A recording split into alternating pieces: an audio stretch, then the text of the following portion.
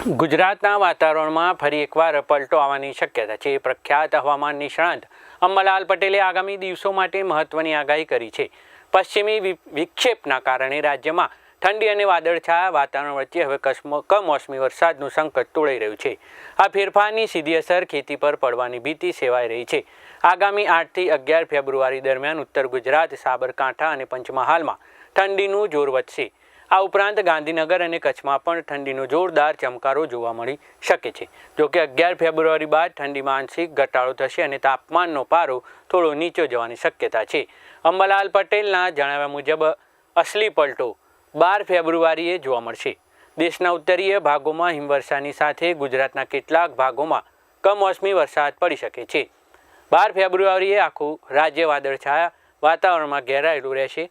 વાતાવરણમાં ભેજ વધવાથી જીરું, વરિયાળી અને રાયડા જેવા મસાલા પાકોમાં રોગચાળો આવવાની શક્યતા છે। આગામી 4 દિવસ સુધી કાતિલ ઠંડી માટે તૈયાર રહેવાની આગાહી કરવામાં આવી છે। પશ્ચિમી વિક્ષેપના કારણે અનેક વિસ્તારોમાં છૂટાછવાયો વરસાદ પડી શકે છે। ખેડૂતોએ આ બદલાતા હવામાનને ધ્યાને રાખીને પોતાના પાકનું ધ્યાન રાખવા અપીલ કરવામાં આવી છે। ઠંડીના વિદાય પહેલાં આ છેલ્લો મોટો પલટો હોઈ શકે છે તેવી શક્યતા સેવાઈ રહી છે। હમણાં તારીખ 8 થી 12 એક પશ્ચિમી વિક્ષોભ આવવાની શક્યતા છે। પશ્ચિમી વિક્ષોભ હવે હમણાં જ આવી રહ્યો છે, જેની અસરના તળે દેશના ઉત્તરીય પર્વતીય પ્રદેશોમાં હિમવર્ષા થવાની શક્યતા છે, બરફવર્ષા થવાની શક્યતા છે અને ક્યાંક કમોસમી વરસાદ થવાની શક્યતા રહે છે, જેની અસર છેક રાજસ્થાનના ભાગો સુધી થવાની શક્યતા રહે છે।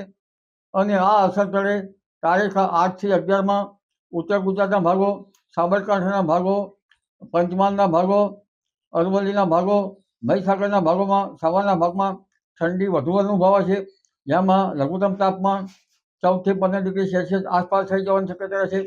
ગાંધીનગરમાં પણ ઠંડી અનુભવાય છે। કચ્છમાં પણ લઘુત્તમ તાપમાન 14 ડિગ્રી આસપાસ થવાની શક્યતા રહે છે। અને ઉલ્લેખનીય છે કે લગભગ આ ઠંડીનો દોર છે એ હવે ઘટી જશે અને મહત્તમ તાપમાન ઉત્તર ગુજરાતના ભાગોમાં 30 ડિગ્રી સેલ્સિયસ આસપાસ અને મધ્ય ગુજરાતના ભાગોમાં લગભગ 32 થી 34 ડિગ્રી સેલ્સિયસ આસપાસ પણ થઈ શકે। આ ઉપરાંત સમુદ્ર તટ ઉપર 18 થી 20 ડિગ્રી સેલ્સિયસ લઘુત્તમ અને મહત્તમ તાપમાન 28 ડિગ્રી સેલ્સિયસ આસપાસ થઈ જવાની શક્યતા રહે। આ ઉપરાંત દક્ષિણ ગુજરાતમાં પણ લઘુત્તમ તાપમાન 18 થી 20 ડિગ્રી સેલ્સિયસ અને મહત્તમ તાપમાન 28 ડિગ્રી સેલ્સિયસની આસપાસ થવાની શક્યતા રહે। પણ ઉલ્લેખનીય છે પશ્ચિમ વિક્ષોભના અસર તળે તારીખ લગભગ 12ની આસપાસ વાદળો આવવાની શક્યતા રહે છે, વાદળવાયુ, અને વિષમ હવામાનની વિપરીત અસરના કારણે ઊભા કૃષિ પાકોમાં રોગ આવવાની શક્યતા રહે। હવે બેવડી ઋતુનો અનુભવ થશે અને બેવડી ઋતુના કારણે જનધન ઉપર પણ રોગની અસર રહેશે, જેમાં માણસો તેમજ પશુઓના પર રોગની અસર રહી શકે ધીરે ધીરે આગામી માસોમાં। એટલે માનવ સમુદાયે તંદુરસ્તી સાચવવી હિતાવહ રહે। માલધારીઓ પોતાના ઢોરના રોગ ન થાય તેની સાચવવી રહે